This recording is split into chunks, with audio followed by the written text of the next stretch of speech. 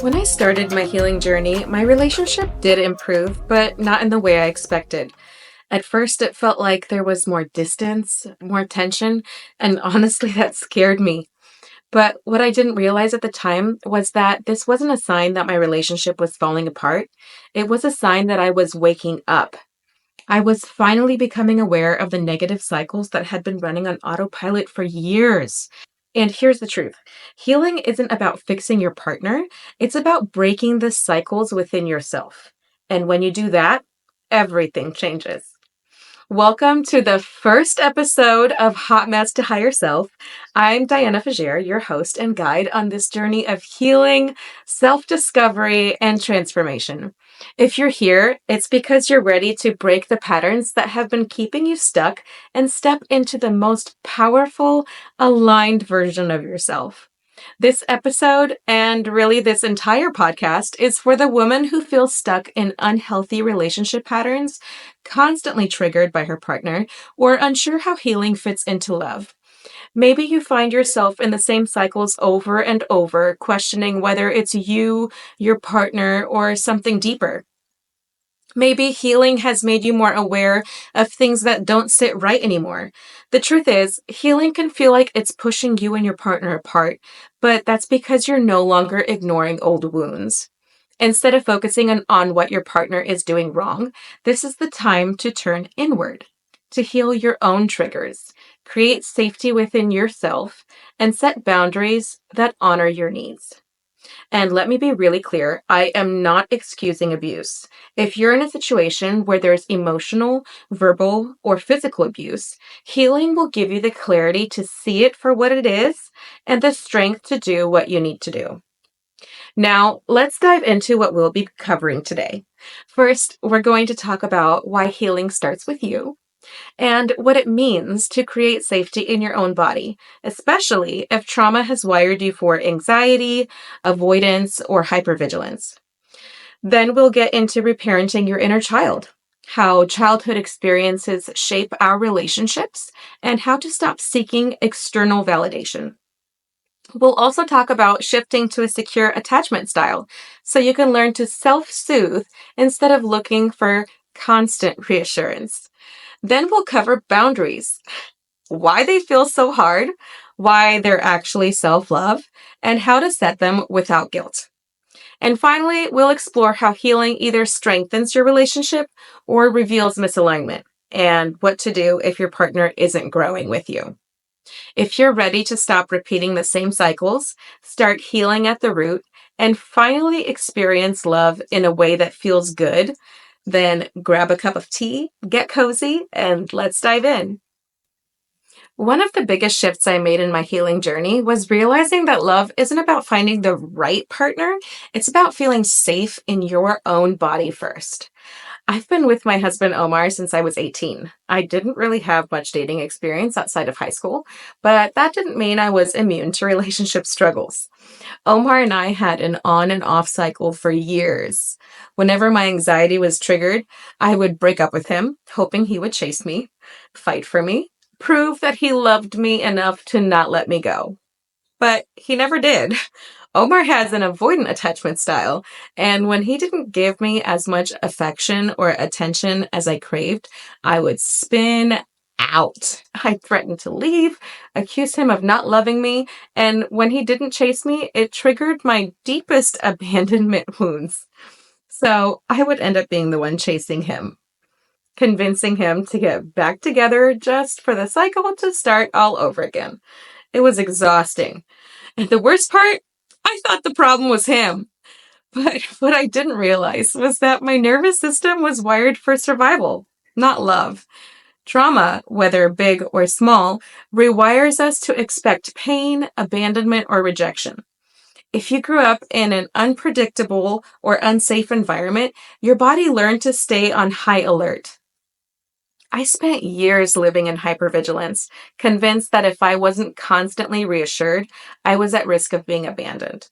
This is why healing doesn't start with fixing the relationship, it starts with creating safety within yourself. When your nervous system feels safe, love no longer feels threatening.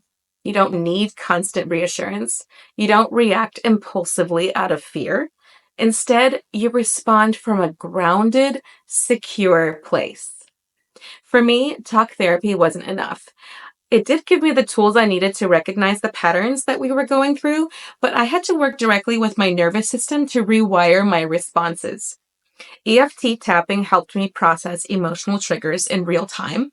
Breath work allowed me to regulate when my anxiety kicked in. Self touch, like placing a hand on my heart and my belly, helped me reconnect with my body. And vagus nerve work helped me shift out of fight or flight mode and into a state of calm. At first, these practices felt small, but over time I realized I was reacting differently.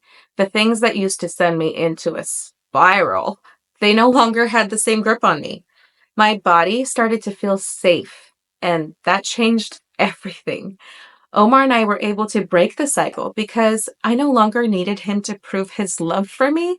I was learning how to create safety within myself. You can't think your way into healing. You have to feel your way there. The more you teach your body that love is safe, that presence is safe, that being vulnerable is safe, the more your relationships will start to reflect that back to you. Another thing I learned in my healing journey was that the way we experience love as children shapes how we show up in relationships as adults. For years, I thought my anxiety, my need for reassurance, and my fear of abandonment were just part of my personality. But the truth is, they were rooted in my inner child's unmet needs. I looked to Omar to meet those needs without realizing it. When I craved validation, I was really craving the reassurance I didn't receive as a child. When I felt anxious, it wasn't about him. It was about, it was my inner child panicking at the possibility of being left. The part of me that had been wounded long before I met him was searching for safety in him instead of in myself. That's when I discovered reparenting. It's the process of becoming the safe, loving presence for yourself that you might not have had growing up. While we can't change the past, we can meet our own emotional needs in the present. For me, this meant learning to self soothe instead of seeking external validation. It meant checking in with myself when I felt triggered instead of expecting Omar to fix it. It meant giving myself the words I had always longed to hear, like, you are loved, you are safe, you are enough. One of the simplest yet most powerful tools I started using was inner child check ins. When I felt an emotional reaction, I would pause and ask, who in me is feeling this right now? More often than not, it wasn't me today. It was the little girl inside me who still longed to be chosen, still feared abandonment. Another practice was self soothing. Instead of seeking reassurance, I'd place a hand on my heart, take deep breaths, and remind myself, I am safe in this moment. At first, it felt uncomfortable, but over time, the more I gave myself what I needed, the less desperate I felt for it externally. Reparenting isn't about blaming the past. It's about giving yourself what you've always deserved so you no longer seek it in places that can't truly fulfill it. The more I learned to reparent myself, the more secure I became, not just in my relationship, but in my own self worth.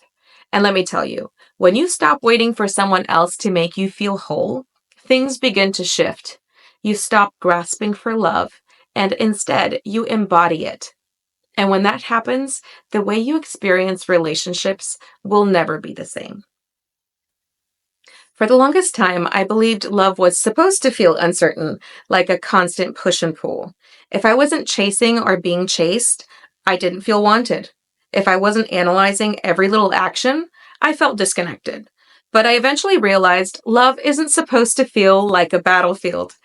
Before I understood attachment styles, I spent years cycling between anxious and avoidant behaviors. When Omar wasn't giving me the attention I craved, I'd spiral, push him away, or threaten to leave, hoping he'd fight for me. But when he pulled back, my abandonment wounds kicked in, and suddenly I was the one chasing him. It was exhausting, but it felt normal because chaos was all I knew. Attachment theory changed everything. I wasn't too much or needy. I had an anxious avoidant attachment style that made me crave reassurance. Omar leaned avoidant. When I sought closeness, he pulled away. Not because he didn't love me, but because it felt overwhelming to him. We weren't broken. We were just wounded differently. Shifting to a secure attachment style meant learning to self soothe instead of seeking validation. It meant recognizing that when I felt triggered, it wasn't always about the present, it was often an old wound. Instead of reacting, I'd pause and ask, is this a real problem, or is this my past showing up again? To build security within myself, I had to retrain my nervous system to expect safety in relationships. And a big part of that was body based movement. When I felt triggered, I used gentle stretching or shaking out my hands and arms to release anxious energy before reacting. Another tool that helped was delayed responses. Instead of reacting immediately, I'd take 30 minutes before responding. Sometimes I waited overnight. You know how they say, sleep on it. This gave me time to regulate, reflect, and respond from a grounded place. Journaling also became a game changer. When I felt the urge to seek reassurance, I'd write down, what am I afraid will happen? What do I actually need right now? Most of the time, I didn't need my partner to fix anything. I just needed to remind myself I was safe.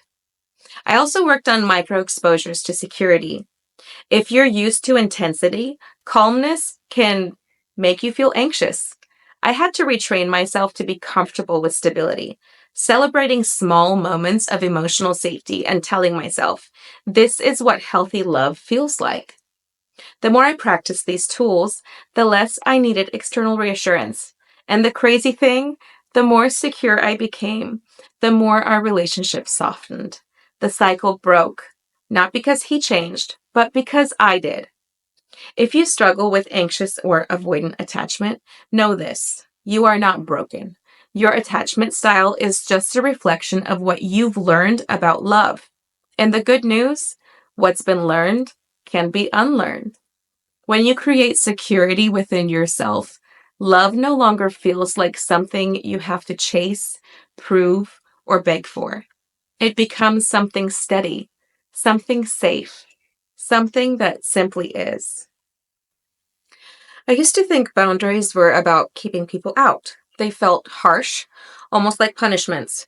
But then I realized boundaries aren't about pushing people away, they're about keeping yourself safe. When I struggled with anxious attachment, I was afraid to set boundaries. I thought if I told Omar what I needed, he'd leave. So instead, I bottled everything up until it exploded. I wanted him to just know what I needed without me saying it. But relationships don't work like that. I had to reframe boundaries as an act of self love, not rejection. They weren't about controlling him, they were about honoring myself. Setting a boundary wasn't creating distance, it was creating clarity and respect. One of the biggest shifts I made was realizing that boundaries can be loving and firm at the same time. Instead of saying, you never listen to me, I learned to say, I need to feel heard in this conversation. Let's take a break and come back when we're both able to listen. Instead of shutting down, I learned to communicate my needs in a way that created connection, not conflict. Another boundary I set was around quality time. I used to feel guilty asking for undivided attention, like I was being too demanding or needy. But needing intentional connection isn't too much. It's a basic relationship need. Instead of expecting Omar to read my mind, I clearly asked for time where we could be fully present. Once I set that boundary, it helped both of us show up more fully in the relationship. Omar also had a habit of interrupting me, which made me feel unheard. At first, I let it slide, but over time, I realized I was silencing myself. So I set a boundary. Instead of getting frustrated, I started pausing and saying, I wasn't finished yet. Please let me complete my thought. At first, it felt awkward, but holding that small boundary made me feel more valued. If you struggle with setting boundaries, here are a few tools that helped me. First, use I statements instead of blame. Instead of saying, you're not making time for me, try, I feel disconnected and would love to set aside some time together. This shifts the conversation from criticism to collaboration. Second, practice micro boundaries. If setting big boundaries feels overwhelming, start small. If someone interrupts you, say, "Hold on, let me finish." Small wins build confidence. And third, hold every boundary, even when it's uncomfortable. If someone crosses your limit, it's not your job to make them comfortable. It's your job to stand firm in your self respect. Boundaries don't require others to agree with them, they just require you to uphold them. The more I practiced setting boundaries, the more secure I felt, not just in my relationship, but within myself. I no longer feared that advocating for my needs would drive people away, and I finally understood that the right people, the ones who truly respect and care for you, will honor your boundaries, not resist them. Healing doesn't just change you, it changes the way you relate to the people around you. And when you start doing the deep inner work, one of two things happens: your relationship strengthens, or it reveals misalignment. For a long time, I was afraid to admit this. I wanted to believe that if I worked on myself, my relationship would automatically improve. But healing doesn't guarantee a relationship will work. It guarantees that you will start showing up differently. And when you do, the dynamic shifts. For Omar and me, healing forced us to face patterns we had been repeating for years. When I stopped seeking constant reassurance, he had to adjust to a version of me that wasn't anxiously clinging.